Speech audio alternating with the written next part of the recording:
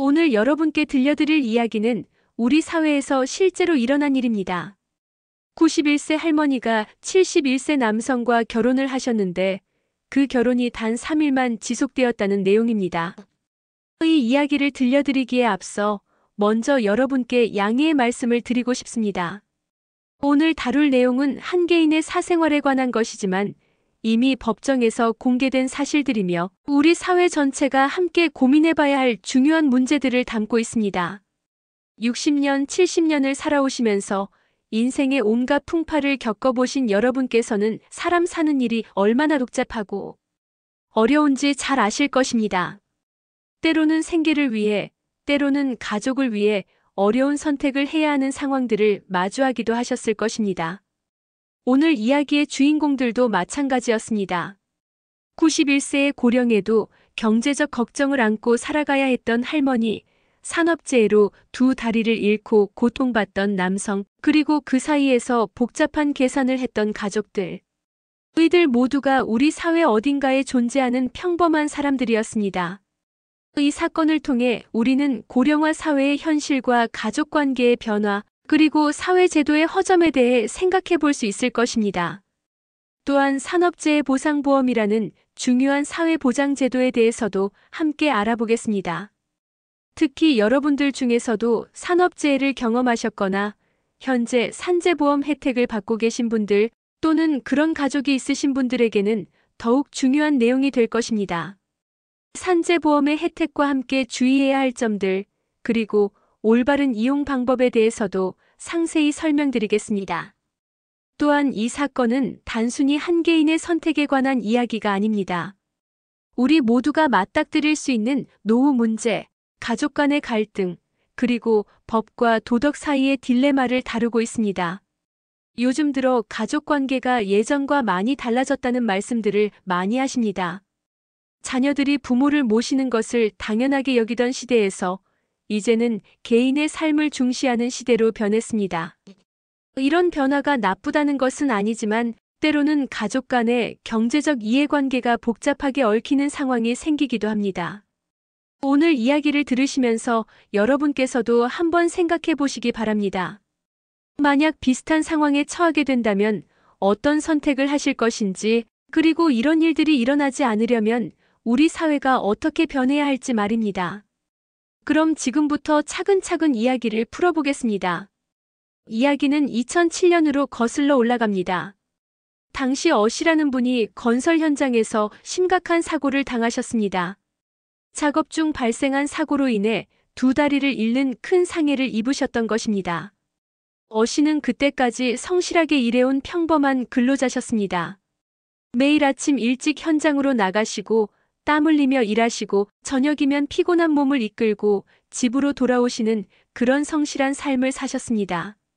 아마도 여러분들 중 많은 분들이 그렇게 사셨을 것입니다. 특별할 것 없는 평범한 일상이었지만 그 일상이 얼마나 소중한 것인지는 잃고 나서야 알게 되는 법입니다. 어씨의 가족 상황에 대해서는 자세히 알려지지 않았지만 아마도 혼자 사셨거나 가족이 있어도 멀리 떨어져 계셨을 것으로 추정됩니다. 그렇지 않았다면 나중에 벌어진 일들이 일어나지 않았을 테니까요. 2007년 그날 어씨의 인생은 완전히 바뀌었습니다. 건설 현장에서 일하시던 중 큰 사고가 났고 그 사고로 인해 두 다리를 잃으셨습니다. 병원에서 눈을 뜨셨을 때 어씨의 심정이 어떠셨을까요? 아마도 절망감과 허탈감, 그리고 앞으로의 삶에 대한 두려움이 밀려왔을 것입니다. 두 다리를 잃는다는 것은 단순히 걷지 못한다는 것 이상의 의미를 가집니다. 독립적인 생활이 어려워지고 다른 사람의 도움 없이는 일상생활조차 힘들어집니다. 특히 남성들에게는 더욱 큰 충격일 수 있습니다. 가족을 부양해야 한다는 책임감, 스스로 일어서서 살아가야 한다는 자존감이 한순간에 무너지는 경험이니까요. 하지만 다행히 어씨는 근로복지공단으로부터 장애 등급 2급 판정을 받으셨습니다.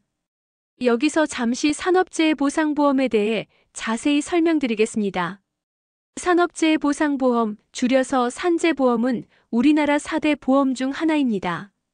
나머지 3개는 국민연금, 국민건강보험, 고용보험인데 이 네 가지 보험이 우리나라 사회보장제도의 근간을 이루고 있습니다. 산재보험은 근로자가 업무상 재해를 당했을 때 치료비와 휴업급여, 장애보상 등을 지급하는 제도입니다. 모든 사업장에서 의무적으로 가입해야 하는 보험이며 보험료는 전액 사업주가 부담합니다. 즉, 근로자는 보험료를 내지 않아도 혜택을 받을 수 있는 것입니다. 산재보험의 급여 종류는 다양합니다.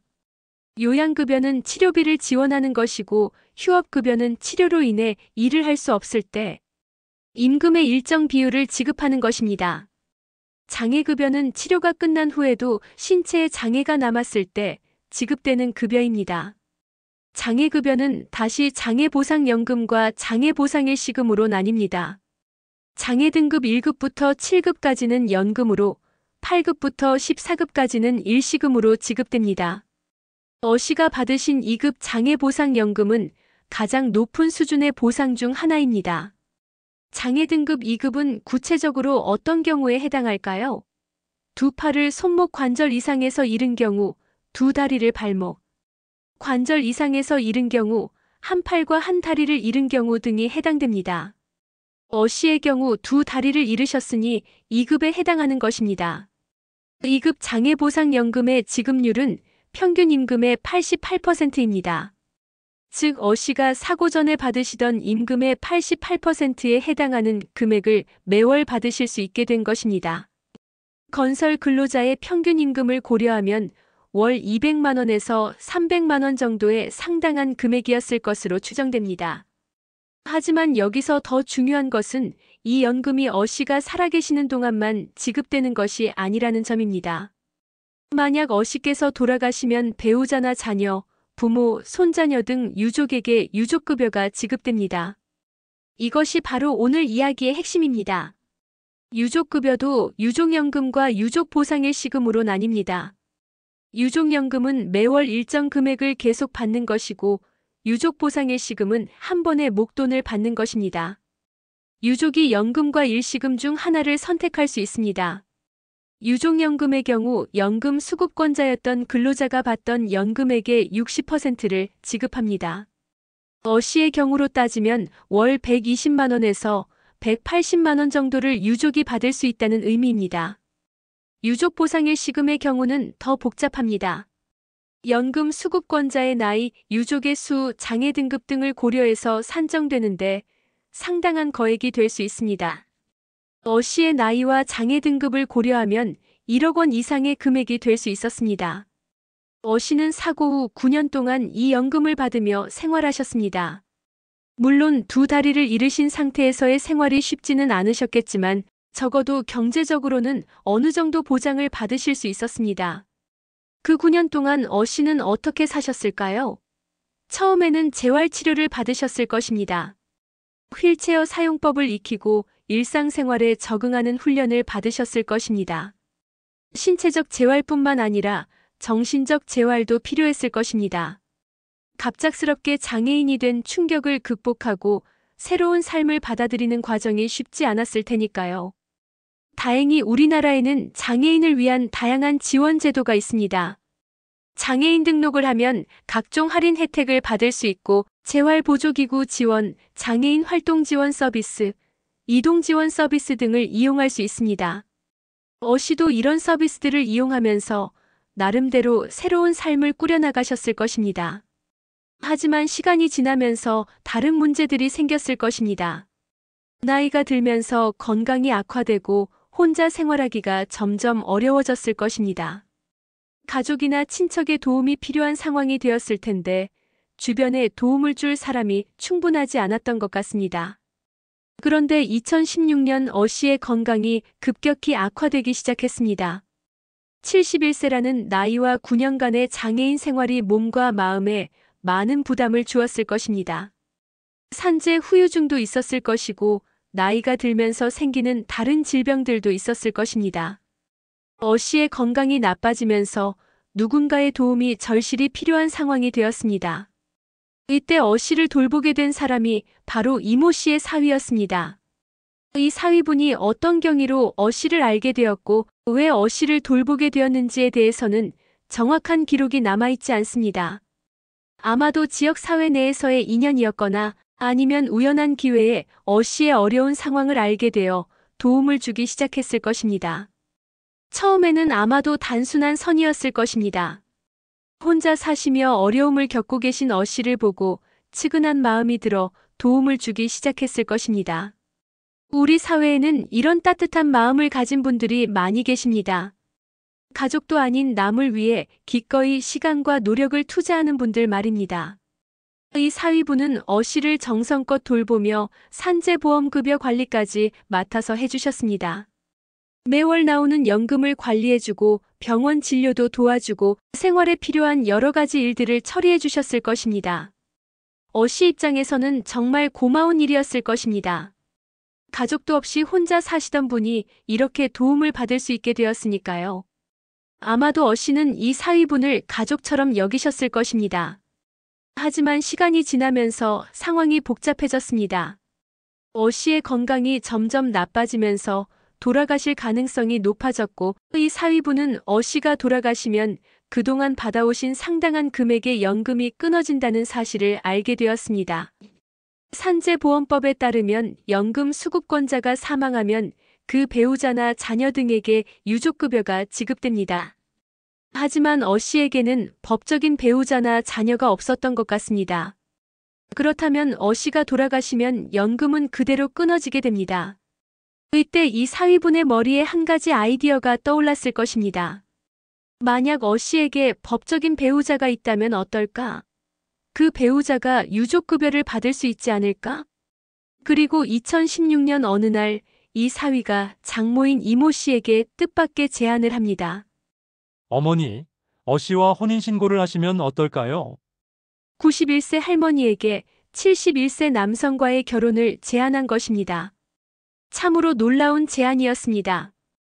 이모 씨의 첫 반응이 어땠을지 상상해 보십시오. 91세의 나이에 갑자기 결혼하라는 이야기를 들으셨을 때 얼마나 당황스러우셨을까요? 이 나이에 무슨 결혼이냐고. 하셨을 수도 있고 정신이 나갔냐고. 하셨을 수도 있습니다. 하지만 사위는 끈질기게 설득했을 것입니다. 아마도 이렇게 말했을 것입니다. 어머니, 이건 단순한 결혼이 아닙니다. 씨가 돌아가시면 상당한 금액의 유족급여를 받을 수 있어요. 어머니의 노후에 큰 도움이 될 거예요. 그리고 구체적인 금액을 제시했을 것입니다. 1억 원 이상의 돈을 받을 수 있다고. 말했을 것입니다. 91세 할머니에게 1억 원이라는 금액이 어떤 의미였을까요? 아마도 평생 벌어본 돈보다 많은 금액이었을 수도 있습니다. 그 나이에 경제적 어려움을 겪고 계셨다면 정말 큰 유혹이었을 것입니다. 여기서 우리는 우리 사회의 안타까운 현실을 마주하게 됩니다. 90대의 나이에도 경제적 걱정을 해야 하는 현실 말입니다. 우리나라의 노인 빈곤율은 OECD 국가 중에서도 매우 높은 편입니다. 2023년 기준으로 65세 이상 어르신의 상대적 빈곤율이 40%를 넘습니다. 이는 10명 중 4명 이상이 경제적 어려움을 겪고 있다는 의미입니다. 특히 여성 노인의 빈곤율은 더욱 심각합니다. 과거에는 여성이 경제활동을 하기 어려웠고 그래서 국민연금이나 퇴직금 등의 노후 대비가 충분하지 않은 경우가 많습니다. 91세 이모 씨도 그런 상황이었을 가능성이 높습니다. 국민기초생활보장제도나 기초연금 등의 지원이 있지만 이것만으로는 충분하지 않은 경우가 많습니다. 특히 의료비나 생활비가 계속 오르는 상황에서는 더욱 그렇습니다. 그래서 90대의 나이에도 1억 원이라는 거액은 정말 큰 유혹이었을 것입니다. 이 돈이 있으면 남은 생애를 편안하게 보낼 수 있겠다. 자녀들에게 부담을 주지 않고 살 수 있겠다는 생각이 들었을 것입니다. 하지만 동시에 도덕적 갈등도 있었을 것입니다. 이게 옳은 일일까? 남을 속이는 것은 아닐까? 하는 고민도 하셨을 것입니다. 여러분께서는 이 제안을 어떻게 생각하십니까? 91세에 결혼한다는 것, 그것도 20살이나 어린 남성과 그것도 경제적 목적으로 말입니다.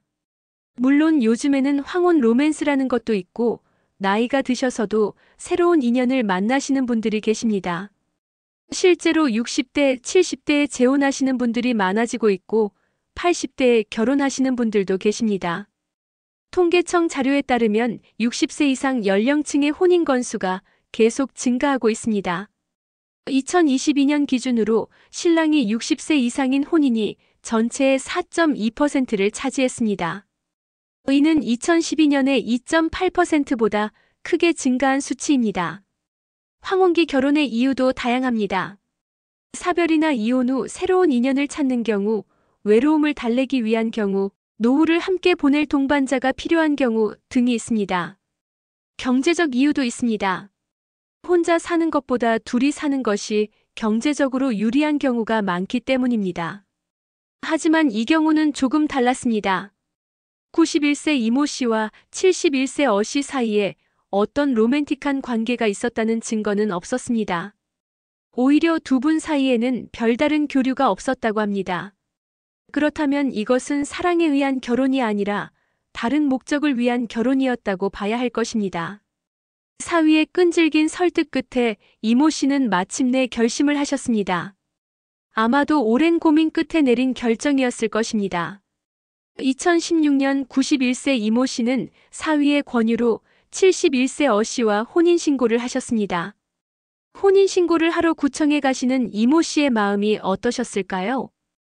91세의 나이에 다시 신부가 되신다는 것이 어떤 기분이셨을까요?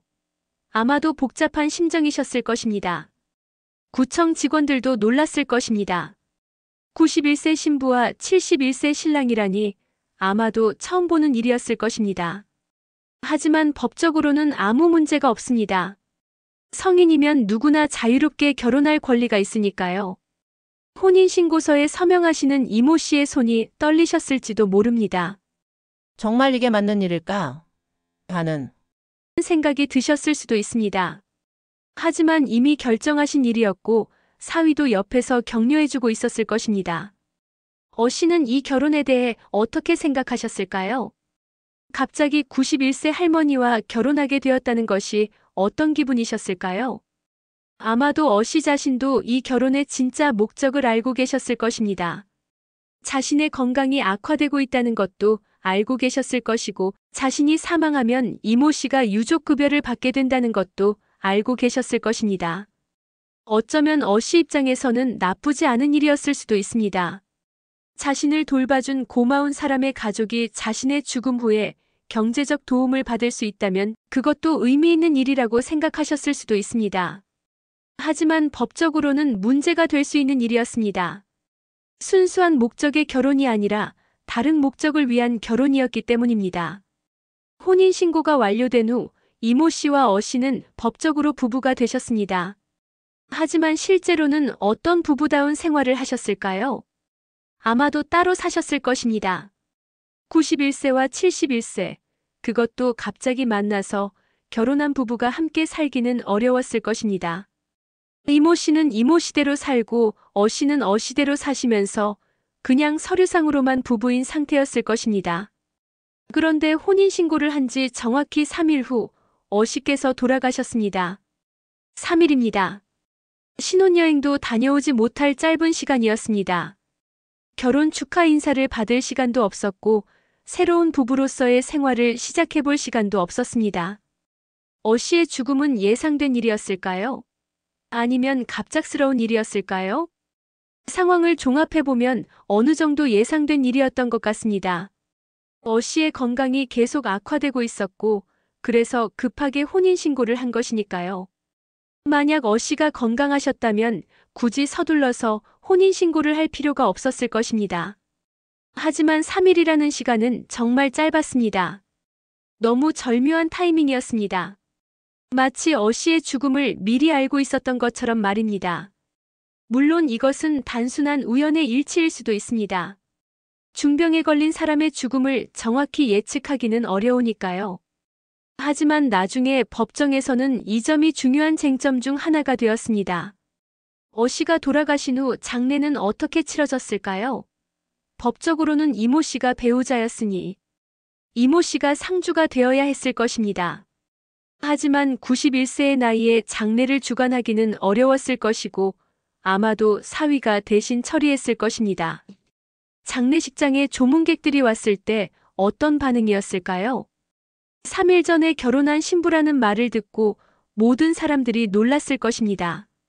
어떤 사람들은 정말 애틋한 황혼 로맨스라고 생각했을 수도 있고 어떤 사람들은 뭔가 이상하다고 생각했을 수도 있습니다. 갑작스러운 어씨의 죽음으로 이모 씨는 하루아침에 과부가 되셨습니다. 결혼한 지 3일 만에 말입니다. 이모 씨의 기분은 어떠셨을까요? 슬프셨을까요? 아니면 안도하셨을까요? 아니면 혼란스러우셨을까요? 아마도 복잡한 감정이 들었을 것입니다. 한편으로는 어씨에 대한 미안함이 있었을 것이고 다른 한편으로는 이제 유족급여를 받을 수 있다는 기대감도 있었을 것입니다. 그런데 여기서 의문스러운 일이 벌어졌습니다. 어씨께서 돌아가시자마자 이모 씨는 근로복지공단을 찾아가셨습니다. 제가 어씨의 배우자이니까 유족급여를 달라고. 요구하신 것입니다. 이상하지 않습니까? 혼인신고한 지 3일 만에 남편이 돌아가셨는데 슬퍼할 시간도 없이 바로 연금을 요구하시다니 말입니다. 보통은 장례를 치르고 49제를 지내고 상을 당한 슬픔을 달래고 그런 다음에 현실적인 문제들을 처리하지 않습니까? 하지만 이모 씨는 어씨가 돌아가시자마자 바로 연금 문제를 제기하셨습니다. 이것은 이 결혼이 처음부터 유족급여를 목적으로 한 것이었다는 증거로 볼 수 있습니다. 이모 씨가 근로복지공단에 유족급여를 신청하면서 요구하신 것이 무엇인지 아십니까? 월 연금이 아니라 일시금이었습니다. 이 부분이 매우 중요합니다. 유족급여는 크게 두 가지로 나뉩니다. 하나는 매월 일정 금액을 계속 받는 유족연금이고 다른 하나는 한 번에 목돈을 받는 유족보상의 시금입니다. 유족연금의 경우 어씨가 받으시던 장애보상연금의 60%에 해당하는 금액을 매월 받게 됩니다. 어씨가 월 250만 원을 받으셨다면 유족연금은 월 150만 원 정도가 됩니다. 91세 이모 씨에게는 월 150만 원도 상당한 금액입니다. 기초연금과 함께 받으시면 월 180만 원 정도의 소득이 생기는 것이니까 충분히 편안한 노후를 보내실 수 있는 금액입니다. 그런데 이모 씨는 월 연금이 아니라 일시금을 선택하셨습니다. 왜 그러셨을까요? 만약 이모 씨가 정말로 어씨를 사랑해서 결혼하셨다면 그리고 앞으로 계속 혼자 살아가셔야 한다면 매월 나오는 유족연금을 선택하시는 것이 더 합리적이었을 것입니다. 91세의 나이에 매월 나오는 생활비가 더 도움이 될 테니까요. 하지만 이모 씨는 일시금을 요구하셨습니다. 이는 한 번에 목돈을 받고 끝내겠다는 뜻이었습니다. 즉, 이 결혼이 장기적인 관계가 아니라 일회성 거래였다는 것을 보여주는 증거였습니다. 유족보상의 시금이 얼마나 되는지 계산해 보겠습니다. 유족보상의 시금은 연금 수급권자의 나이, 유족의 수, 장애 등급 등을 복합적으로 고려해서 산정됩니다. 어씨의 경우 71세에 사망하시고 장애 등급이 2급이었으며 유족이 배우자 1명이었습니다. 이런 조건을 고려하면 유족 보상의 시금은 대략 1억 원에서 1억 5천만 원 정도가 될 수 있습니다. 정확한 금액은 어씨의 평균 임금에 따라 달라지지만 어쨌든 상당한 거액이었습니다. 91세 할머니에게는 상상도 할 수 없는 큰 돈이었습니다. 월 연금보다는 한 번에 목돈을 받는 것이 더 매력적이었을 것입니다. 하지만 근로복지공단은 이모 씨의 요구를 거부했습니다. 이 결혼은 진정한 부부관계로 볼 수 없다는 것이 이유였습니다. 근로복지공단 입장에서는 너무나 의심스러운 상황이었습니다. 혼인신고 3일 만에 배우자가 사망하고 바로 거액의 일시금을 요구하는 상황이었으니까요. 게다가 이모 씨와 어씨 사이에는 별다른 교류가 없었다는 것도 문제였습니다. 갑자기 혼인신고를 했다가 3일 만에 사별한 것이니 아무리 봐도 순수한 목적의 결혼으로는 보이지 않았습니다. 근로복지공단은 내부적으로 이 사건을 자세히 조사했을 것입니다. 이모 씨와 어씨의 관계, 혼인신고 경위, 어씨의 건강 상태 등을 면밀히 살펴봤을 것입니다. 그리고 결론은 이 결혼은 위장결혼이었습니다. 순수한 사랑에 의한 결혼이 아니라 산재보험금을 노린 계획적인 행위라고 판단한 것입니다. 산재보험은 국민의 세금으로 운영되는 제도입니다. 모든 사업주가 보험료를 내고 정부가 관리하는 공적 보험입니다. 따라서 부정하게 보험금을 타내려는 시도는 결국 모든 국민에게 피해를 주는 일입니다. 그래서 근로복지공단은 이런 부정수급을 엄격하게 단속하고 있습니다. 실제로 매년 상당한 금액의 부정수급을 적발해서 환수 조치를 하고 있습니다. 2022년 기준으로 산재보험 부정수급 적발 금액이 100억 원을 넘었습니다. 가짜 진단서를 제출해서 요양급여를 부정수급한 경우, 실제로는 일을 하면서 휴업급여를 받은 경우, 장애 정도를 과장해서 장애급여를 받은 경우 등이 대부분입니다. 위장결혼을 통한 유족급여 부정수급도 종종 발생합니다. 사망 직전에 혼인신고를 해서 유족급여를 받으려는 시도들이 있는 것입니다. 근로복지공단은 이런 사건들을 방지하기 위해 유족급여 신청 시 부부관계의 실질성을 엄격하게 심사합니다. 단순히 혼인신고 여부만 확인하는 것이 아니라 실제로 부부로서 생활했는지, 혼인 의사가 진정한 것이었는지 등을 종합적으로 판단합니다. 이 사건에서도 근로복지공단은 여러 정황을 종합해서 진정한 부부관계가 아니다라고 결론지었습니다. 그러자 이모 씨는 어떻게 하셨을까요? 포기하셨을까요? 아니었습니다. 이모 씨는 법원에 소송을 내셨습니다. 91세의 나이에 법정 투쟁을 시작하신 것입니다. 2017년 서울행정법원에 특이한 소송이 접수되었습니다. 91세 할머니가 근로복지공단을 상대로 낸 소송이었습니다. 소송을 결정하는 것이 쉬운 일은 아니었을 것입니다. 특히 91세의 고령에는 더욱 그렇습니다. 소송은 시간과 비용이 많이 들고 정신적 스트레스도 상당하거든요. 하지만 1억 원이 넘는 거액이 걸린 문제였기 때문에 이모 씨와 그 가족들은 소송을 선택했을 것입니다. 아마도 사위가 적극적으로 나서서 소송을 진행했을 수도 있습니다. 법정에서 이모 씨 측은 여러 가지 주장을 펼쳤습니다. 첫째, 혼인신고를 정식으로 했으니 법적으로 부부가 맞다는 주장이었습니다. 이는 매우 논리적인 주장이었습니다. 우리나라는 혼인신고주의를 채택하고 있습니다. 즉, 혼인신고를 해야 법적으로 부부가 되는 것입니다. 종교적인 의식이나 관습적인 절차와 상관없이 법적으로는 혼인신고가 모든 것을 결정합니다. 따라서 이모 씨와 어 씨가 정식으로 혼인신고를 했으니 법적으로는 부부가 맞고 부부라면 유족급여를 받을 권리가 있다는 것입니다. 둘째, 나이 차이나 결혼 기간이 짧다고 해서 부부관계를 부정할 수는 없다는 주장이었습니다. 이것도 일리가 있는 주장이었습니다. 실제로 요즘에는 60대, 70대, 심지어 80대에도 재혼하시는 분들이 많아지고 있습니다. 황혼기 결혼이 일반화되고 있는 상황에서 나이를 이유로 결혼을 무효화할 수는 없다는 논리였습니다. 또한 결혼 기간이 짧다고 해서 결혼이 무효가 되는 것도 아닙니다. 신혼여행 중에 사고로 사망하는 경우도 있고 결혼 후 얼마 안 되어 병으로 사망하는 경우도 있습니다. 이런 경우에도 유족급여는 정상적으로 지급됩니다. 셋째, 사랑에는 나이 제한이 없다는 주장이었습니다.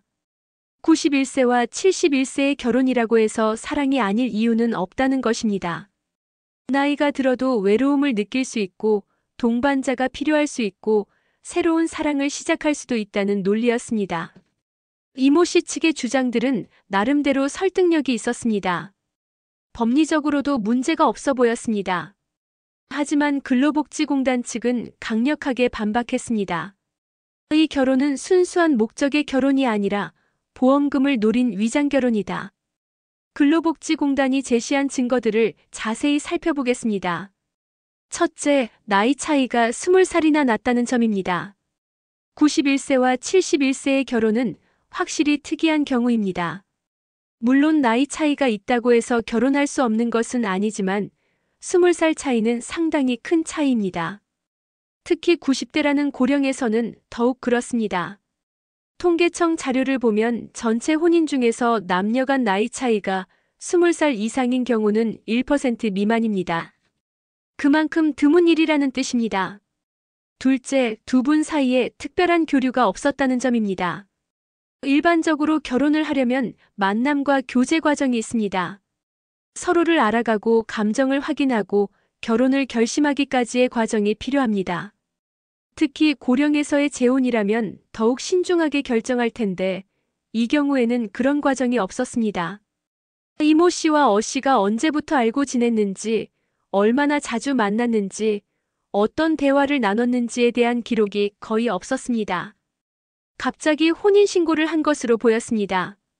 셋째, 혼인신고 3일 만에 남편이 사망했다는 점입니다. 이것은 정말 의심스러운 부분입니다. 3일이라는 시간은 우연의 일치라고 하기에는 너무 짧습니다. 마치 어 씨의 죽음을 미리 알고 있었던 것처럼 보입니다. 만약 정말 사랑해서 결혼했다면 적어도 신혼여행이라도 다녀왔을 것입니다. 아니면 결혼식이라도 올렸을 것입니다. 하지만 그런 흔적이 전혀 없었습니다. 넷째, 사위가 적극적으로 개입했다는 점입니다. 이모 씨가 스스로 어 씨와 결혼하고 싶다고 한 것이 아니라 사위가 권유해서 결혼하게 된 것입니다. 이는 이 결혼이 순수한 사랑이 아니라 다른 목적이 있었을 가능성을 시사합니다. 일반적으로 결혼은 당사자들의 자유로운 의사에 의해 이루어집니다. 제3자가 적극적으로 개입해서 결혼을 성사시키는 것은 흔한 일이 아닙니다. 다섯째, 어 씨의 건강 상태가 좋지 않았다는 점입니다. 만약 어 씨가 건강했다면 굳이 급하게 혼인신고를 할 필요가 없었을 것입니다. 하지만 어 씨의 건강이 악화되고 있었기 때문에 서둘러서 혼인신고를 한 것으로 보입니다. 이는 어 씨의 죽음을 예견하고 미리 준비한 것으로 볼 수 있습니다. 여섯째, 이모 씨가 요구한 것이 월 연금이 아니라 일시금이었다는 점입니다. 만약 정말로 어 씨를 사랑해서 결혼했다면, 그리고 앞으로 혼자 살아가야 한다면 매월 나오는 연금이 더 도움이 될 텐데 일시금을 요구한 것은 한 번에 목돈을 받고 끝내겠다는 의도로 보입니다. 일곱째, 어 씨 사망 직후 바로 유족급여를 신청했다는 점입니다. 보통은 장례를 치르고 어느 정도 시간이 지난 후에 각종 행정 절차를 처리합니다. 하지만 이모 씨는 어 씨가 돌아가시자마자 바로 유족급여를 신청했습니다.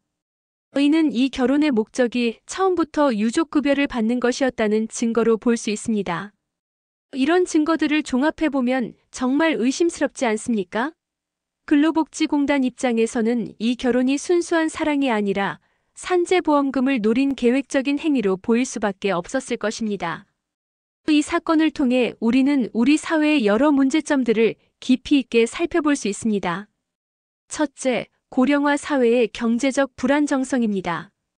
우리나라는 세계에서 가장 빠른 속도로 고령화가 진행되고 있습니다.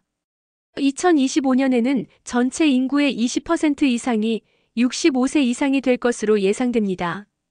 이는 초고령 사회의 기준입니다. 더 심각한 것은 2070년에는 65세 이상 인구 비율이 46.4%에 달할 것으로 예측된다는 점입니다. 즉, 2명 중 1명이 노인이 되는 사회가 온다는 것입니다. 문제는 이렇게 빠른 고령화에 비해 노후 보장 시스템이 충분하지 않다는 점입니다. 현재 우리나라의 국민연금 소득 대체율은 40% 수준입니다. 이는 OECD 평균인 50%보다 낮은 수치입니다. 더욱 심각한 것은 여성 노인의 상황입니다. 과거에는 여성의 경제활동 참여율이 낮았기 때문에 국민연금이나 퇴직연금 등의 노후 대비가 충분하지 않은 경우가 많습니다. 실제로 우리나라의 노인 빈곤율은 OECD 국가 중에서도 매우 높은 편입니다. 2021년 기준으로 65세 이상 어르신의 상대적 빈곤율이 40.4%에 달합니다. 이는 OECD 평균인 13.5%의 3배에 달하는 수치입니다. 여성 노인의 빈곤율은 더욱 심각해서 43.2%에 달합니다. 즉 65세 이상 여성 10명 중 4명 이상이 경제적 어려움을 겪고 있다는 의미입니다. 91세 이모 씨도 이런 상황에 처해 계셨을 가능성이 높습니다. 1억 원이라는 거액은 그런 상황에서는 정말 큰 유혹이었을 것입니다. 둘째, 가족관계의 변화와 그에 따른 갈등입니다. 과거에는 가족이 경제적, 사회적 안전망 역할을 했습니다. 부모를 모시는 것은 당연한 일이었고 가족 간의 상호부조가 자연스러웠습니다. 하지만 요즘에는 상황이 많이 달라졌습니다. 핵가족화가 진행되면서 가족의 규모가 작아졌고 개인주의가 확산되면서 가족에 대한 책임의식도 약해졌습니다. 특히 자녀들도 자신의 생활이 어려운 상황에서 부모를 부양하기가 쉽지 않습니다. 주택가격 상승, 교육비 부담, 취업 경쟁 심화 등으로 인해 젊은 세대의 경제적 부담이 크게 증가했습니다. 그 결과 노인분들도 자녀에게 부담을 주기 싫어해서 혼자 문제를 해결하려고 하는 경우가 많아졌습니다. 이 사건에서도 사위가 장모에게 이런 결혼을 제안한 것은 가족 내에서도 경제적 이익을 두고 복잡한 계산이 작동하고 있다는 것을 보여줍니다. 셋째, 사회적 돌봄 시스템의 부족입니다. 어씨 같은 경우 산재로 두 다리를 잃으셨는데 가족의 돌봄을 받기 어려운 상황이셨던 것 같습니다. 그래서 개인이 어씨를 돌보게 되었고 이것이 이런 문제로 이어진 것입니다.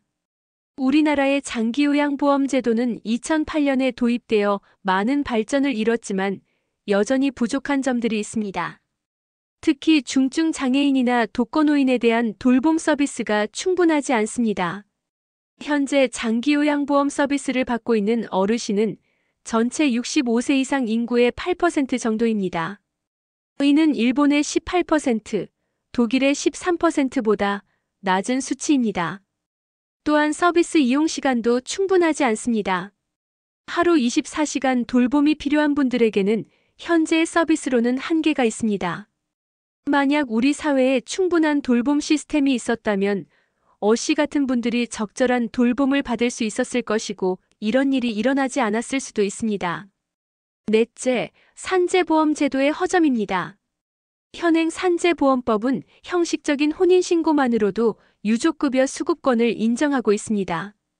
물론 실질적 부부관계 여부를 따지기는 하지만 그 기준이 명확하지 않아서 이런 허점을 악용하려는 사람들이 나타날 수밖에 없습니다. 실제로 이런 사건들이 우리 주변에서 종종 일어나고 있습니다. 근로복지공단 통계에 따르면 매년 수십 건의 위장결혼 의혹 사건들이 접수되고 있습니다. 2019년부터 2023년까지 5년간 위장결혼 의혹으로 유족급여 지급이 거부된 사건이 127건에 달합니다. 이 중 대부분이 사망 직전 혼인신고를 통한 유족급여 부정수급 시도였습니다. 다섯째, 법과 도덕의 괴리입니다. 법적으로는 문제가 없을 수 있지만 도덕적으로는 문제가 될 수 있는 일들이 많습니다. 이 사건도 그런 경우입니다. 혼인신고를 했으니 법적으로는 부부가 맞지만 상식적으로 생각해보면 정말 부부라고 할 수 있을지 의문스럽습니다. 이런 법과 도덕의 괴리는 사회적 갈등을 유발하기도 합니다. 법적으로는 문제 없다고 하는데 국민들은 납득하지 못하는 경우가 생기는 것입니다. 여섯째, 정보의 비대칭성입니다. 일반 국민들은 산재보험 제도에 대해 잘 모르는 경우가 많습니다. 어떤 혜택을 받을 수 있는지, 어떤 절차를 거쳐야 하는지에 대한 정보가 부족합니다. 반면 일부 사람들은 이런 제도의 허점을 파악하고 악용하려고 합니다. 이런 정보의 비대칭성이 부정수급을 조장하는 요인이 되기도 합니다. 2018년 서울행정법원은 이모 씨 패소 판결을 내렸습니다. 재판부는 매우 신중하고 철저한 검토를 거쳐 이 판결을 내렸을 것입니다. 재판부는 다음과 같이 판단했습니다. 이모 씨가 어 씨와 참다운 부부관계를 설정하려는 의사가 없음에도 사위 등이 산재보험급여를 실질적으로 이용하게 할 방편으로 혼인신고에 이르렀다. 여기서 주목할 점은 재판부가 참다운 부부관계라는 표현을 사용했다는 것입니다. 이는 법적으로 매우 중요한 의미가 있습니다. 우리나라 혼인법의 기본 원칙은 혼인신고주의입니다. 즉 혼인신고를 하면 법적으로 부부가 되는 것입니다. 하지만 모든 법적 관계가 형식만으로 결정되는 것은 아닙니다. 실질적인 내용도 중요합니다. 재판부가 말하는 참다운 부부관계란 무엇일까요? 법원은 여러 판례를 통해 이에 대한 기준을 제시하고 있습니다. 첫째, 공동생활 의사입니다. 두 사람이 함께 살겠다는 의사가 있어야 합니다.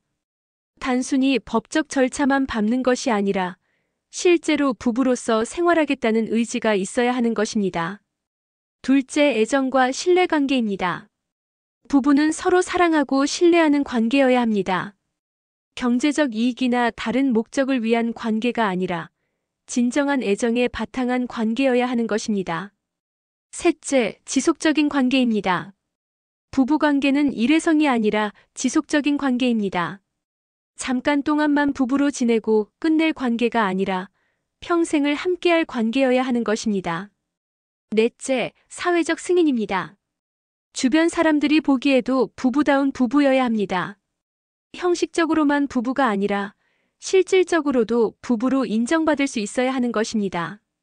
이 사건에서는 이런 요소들이 거의 없었습니다. 이모 씨와 어 씨는 결혼 후에도 따로 살았을 것으로 보입니다. 함께 살겠다는 의사가 없었습니다. 두 사람 사이에 특별한 애정 관계가 있었다는 증거가 없었습니다. 오히려 경제적 목적이 명확했습니다. 3일이라는 짧은 기간은 지속적인 관계로 보기 어려웠습니다. 주변 사람들도 이 결혼을 의심스럽게 봤을 것입니다. 법원이 판결의 구체적 근거로 제시한 것들을 자세히 살펴보겠습니다. 91세와 71세의 20살 차이. 법원은 나이 차이 자체가 문제라고 본 것은 아닙니다. 하지만 다른 정황들과 함께 고려할 때 의심스러운 요소가 된다고 판단했습니다. 실제로 통계를 보면 이 정도 나이 차이의 결혼은 매우 드뭅니다. 2022년 혼인 통계를 보면 남녀 간 나이 차이가 20살 이상인 경우는 전체 혼인의 0.3%에 불과합니다. 별다른 교류 없이 갑작스러운 혼인신고. 법원은 두 사람 사이에 충분한 교류와 상호 이해가 있었는지를 중요하게 봤습니다. 일반적으로 결혼을 하려면 상당한 기간 동안 만나고 교제하는 과정이 있어야 합니다. 하지만 이 경우에는 그런 과정이 거의 없었던 것으로 보입니다. 이모 씨가 어 씨를 개인적으로 얼마나 알고 있었는지, 두 사람이 어떤 대화를 나눴는지에 대한 기록이 거의 없었습니다. 기간 혼인신고 3일 만에 사망. 이것이 가장 결정적인 요소였습니다. 3일이라는 시간은 우연의 일치라고 하기에는 너무 짧았습니다. 만약 정말 사랑해서 결혼했다면, 그리고 어 씨의 건강이 그렇게 심각한 상태였다면 더 일찍 결혼했을 것입니다. 아니면 적어도 결혼 후에 함께 보낼 시간을 조금이라도 가졌을 것입니다. 하지만 혼인신고 후 3일 만에 사망한 것은 마치 어 씨의 죽음을 정확히 예측하고 그에 맞춰 혼인신고를 한 것처럼 보였습니다. 사위의 적극적인 개입과 권유. 법원은 이 결혼이 당사자들의 자발적인 의사에 의한 것이 아니라 제3자의 계획에 의한 것으로 봤습니다. 일반적으로 결혼은 당사자들이 서로 사랑해서 스스로 결정하는 것입니다. 물론 중매나 소개를 통한 결혼도 있지만 그런 경우에도 최종 결정은 당사자들이 내립니다. 하지만 이 경우에는 사위가 적극적으로 나서서 결혼을 성사시켰습니다. 이는 이 결혼이 순수한 사랑이 아니라 다른 목적이 있었음을 시사하는 것입니다. 산재보험급여를 노린 목적성. 법원은 이 결혼의 진짜 목적이 유족급여를 받는 것이었다고 판단했습니다.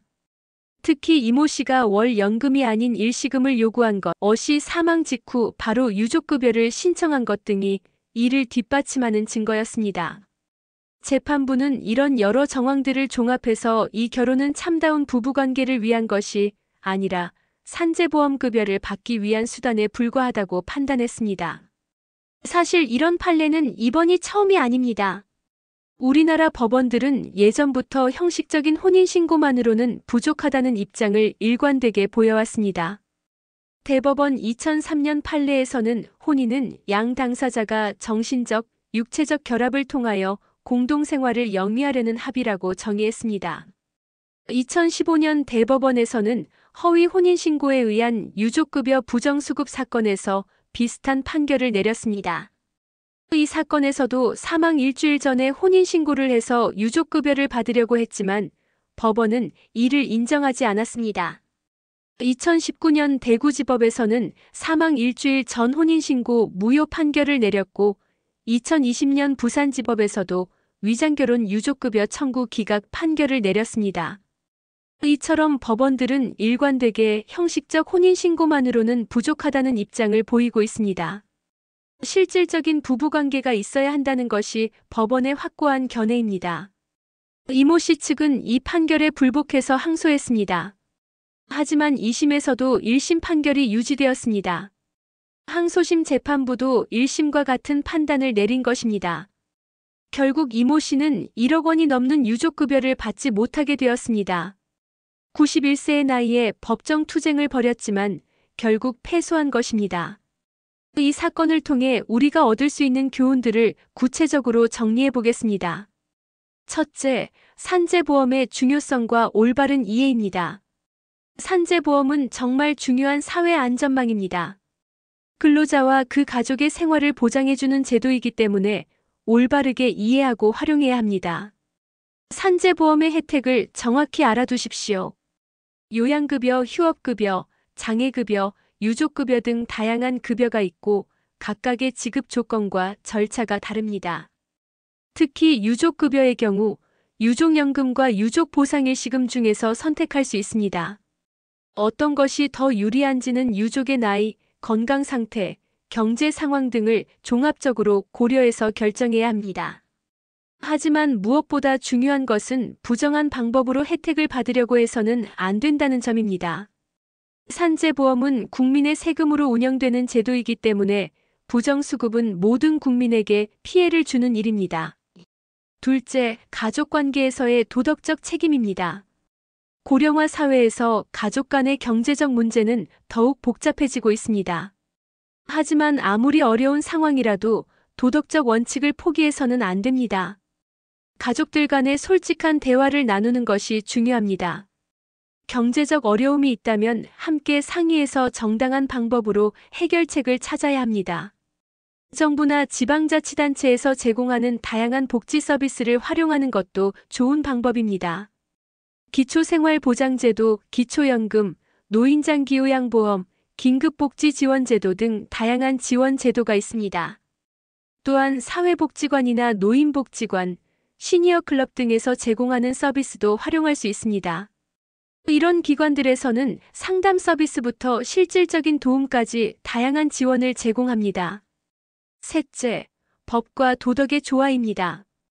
법적으로는 가능해도 도덕적으로는 문제가 될 수 있다는 점을 항상 기억해야 합니다. 어떤 선택을 할 때는 단순히 법적 가능성만 고려할 것이 아니라 도덕적, 윤리적 측면도 함께 고려해야 합니다. 법만 어기지 않으면 된다는 생각은 위험합니다. 법은 최소한의 기준일 뿐 도덕과 양심이 더 높은 기준이 되어야 합니다. 특히 연로하신 분들께서는 후손들에게 좋은 본보기가 되어야 합니다. 경제적 이익을 위해 도덕적 원칙을 포기하는 모습을 보인다면 후손들에게 어떤 영향을 미칠지 생각해 봐야 합니다. 넷째, 철저한 노후 준비의 필요성입니다. 이 사건의 근본적인 원인 중 하나는 91세 할머니의 경제적 어려움이었습니다. 충분한 노후 대비가 되어 있었다면 이런 극단적인 선택을 하지 않으셨을 것입니다. 노후 준비는 일찍 시작할수록 좋습니다. 국민연금만으로는 부족할 수 있으니 개인연금, 퇴직연금, 부동산 투자 등 다양한 방법으로 노후 자금을 마련하시기 바랍니다. 건강관리도 중요합니다. 건강해야 의료비 부담도 줄이고 오래 일할 수도 있습니다. 정기적인 건강검진, 꾸준한 운동, 균형 잡힌 식사 등을 통해 건강을 관리하시기 바랍니다. 또한 재정관리 능력도 기르시기 바랍니다. 가계부 작성, 예산계획, 투자 공부 등을 통해 돈을 효율적으로 관리하는 방법을 익히시기 바랍니다. 다섯째, 사회적 관심과 참여의 중요성입니다. 개인의 노력만으로는 해결할 수 없는 문제들이 있습니다. 노인 빈곤, 사회적 고립, 돌봄 공백 등은 사회 전체가 함께 해결해야 할 문제들입니다. 우리 모두가 이런 문제들에 관심을 가지고 적극적으로 참여해야 합니다. 선거 때 후보자들의 복지 공약을 꼼꼼히 살펴보고 지역사회 활동에도 참여하시기 바랍니다. 이웃에 어려운 분들이 계시다면 도움의 손길을 내밀어 주시기 바랍니다. 정부나 지방자치단체의 복지 서비스를 알려드리거나 필요하다면 직접 도움을 주실 수도 있습니다. 여섯째, 정확한 정보의 중요성입니다. 산재보험을 비롯한 각종 사회보장제도에 대해 정확한 정보를 가지고 있어야 합니다. 잘못된 정보나 부정확한 정보 때문에 손해를 보는 일이 없도록 해야 합니다. 정보를 얻을 때는 공식적인 경로를 이용하시기 바랍니다. 근로복지공단 홈페이지, 보건복지부 홈페이지, 국민연금공단 홈페이지 등에서 정확한 정보를 확인할 수 있습니다. 또한 상담 서비스도 적극적으로 활용하시기 바랍니다. 각 기관에서는 전문 상담사들이 개별 상황에 맞는 조언을 해드립니다. 일곱째, 소통의 중요성입니다. 이 사건의 등장인물들이 서로 진솔하게 소통했다면 다른 결과가 나왔을 수도 있습니다. 이모 씨가 경제적 어려움을 솔직하게 털어놓고 사위가 다른 해결책을 제시하고 어 씨도 자신의 상황을 진실하게 이야기했다면 더 좋은 방법을 찾을 수 있었을 것입니다. 가족이나 주변 사람들과의 소통을 늘리시기 바랍니다. 어려움이 있을 때 혼자 해결하려고 하지 마시고 주변의 도움을 요청하고 함께 해결책을 찾아가시기 바랍니다. 특히 경제적 문제는 숨기려고 하지 마시고 가족들과 솔직하게 상의하시기 바랍니다. 함께 머리를 맞대면 더 좋은 해결책을 찾을 수 있습니다. 91세 할머니의 3일 결혼 이야기를 통해 우리는 많은 것을 생각해 볼 수 있었습니다. 이 사건은 한편으로는 안타까운 이야기입니다. 91세의 나이에도 경제적 걱정을 해야 했던 할머니, 산재로 고통받다가 돌아가신 남성, 그리고 그 사이에서 복잡한 계산을 했던 가족들. 이들 모두가 우리 사회 어딘가에 존재하는 평범한 사람들이었습니다. 하지만 다른 한편으로는 우리 사회의 문제점들을 적나라하게 보여준 사건이기도 합니다. 고령화 사회의 현실, 가족관계의 변화, 사회제도의 허점, 법과 도덕의 괴리 등 우리가 해결해야 할 과제들이 총망라되어 있습니다. 60년, 70년을 살아오신 여러분께서는 인생의 많은 경험을 통해 옳고 그름을 판단하는 지혜를 가지고 계실 것입니다. 이런 지혜를 바탕으로 우리 사회가 더 따뜻하고 정의로운 곳이 될 수 있도록 노력해야 하겠습니다. 특히 이 사건에서 법원이 내린 판결은 매우 의미가 있다고 생각합니다. 형식적인 법리보다는 실질적인 정의를 추구한 판결이었습니다. 참다운 부부관계라는 표현을 통해 법이 단순히 조문만으로 이루어지는 것이 아니라 사람들의 삶과 감정, 그리고 사회 정의가 모두 고려되어야 한다는 것을 보여준 판결이었습니다. 마지막으로 이 사건의 모든 당사자들에게 연민의 마음을 가져봅니다. 91세 할머니도 산재로 고생하다가 돌아가신 어씨도 그리고 사위도 모두 나름대로의 어려움이 있었을 것입니다. 우리가 이들을 일방적으로 비난하기보다는 이런 일이 일어날 수밖에 없었던 구조적 원인들을 함께 고민해보는 것이 더 의미 있을 것 같습니다. 91세 할머니의 3일 결혼 이야기는 우리에게 많은 것을 시사해줍니다. 개인의 선택과 사회의 책임, 법과 도덕의 균형, 가족의 의미와 사회의 역할 등에 대해 깊이 있게 생각해볼 수 있는 기회를 제공했습니다. 앞으로 우리 모두가 더 지혜롭고 따뜻한 사회를 만들어가는데 작은 힘이라도 보탤 수 있기를 바랍니다. 경제적 어려움 때문에 91세의 나이에도 이런 극단적인 선택을 해야 하는 일이 없는 사회, 모든 사람이 존엄하게 늙어갈 수 있는 사회를 만들어가야 합니다. 근로복지공단은 이 판결 이후 유족급여 심사를 더욱 엄격하게 하고 있습니다. 단순히 혼인신고만 했다고 해서 자동으로 유족급여를 지급하는 것이 아니라 실질적인 부부관계 여부를 더 꼼꼼히 따지게 된 것입니다. 이는 진정으로 도움이 필요한 분들을 보호하고 제도를 악용하려는 시도를 막기 위한 것입니다. 앞으로도 이런 노력이 계속되어야 할 것입니다. 여러분께서도 혹시 산재보험이나 각종 사회보장제도에 대해 궁금한 점이 있으시면 정식 기관에 문의하시기 바랍니다. 잘못된 정보에 현혹되어 후회하는 일이 없도록 주의하시기 바랍니다. 오늘 이 긴 이야기를 끝까지 들어주셔서 감사합니다. 91세 할머니의 3일 결혼 이야기가 여러분께 작은 교훈이라도 되었기를 바랍니다. 우리 모두 건강하고 행복한 노후를 보내시길 기원하며 서로 도우며 살아가는 따뜻한 사회를 만들어 가시길 바랍니다. 감사합니다.